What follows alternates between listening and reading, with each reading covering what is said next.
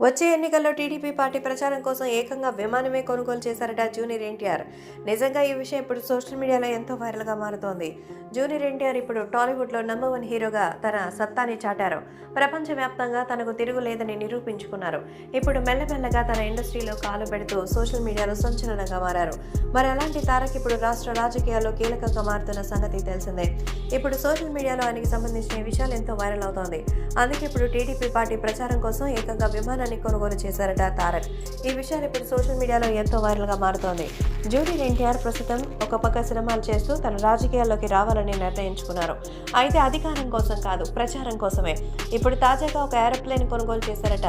So party అవసరాల నిమిత్తం కార్యకర్తలందరినీ ఒకటిగా చేసి పలుమార్లు వాళ్లలో ఉత్తేజాన్ని నింపడం కోసమే కార్యకర్తల కోసం ఈ ప్రత్యేకమైన ఫ్లైట్ని కొనుగోలు చేశారట తారక్.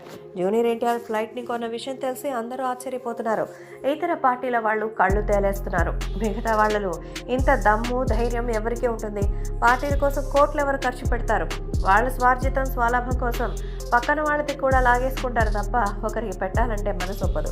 అది రాజకీయం అంటే. కానీ జూనియర్ ఎన్టీఆర్ మాత్రం వచ్చే ఎన్నికల్లో పార్టీ ప్రచారం కోసం దాదాపు దీనికోసం 80 కోట్లు ఖర్చు పెట్టి ఒక విమానాన్ని కొనుగోలు చేశారట.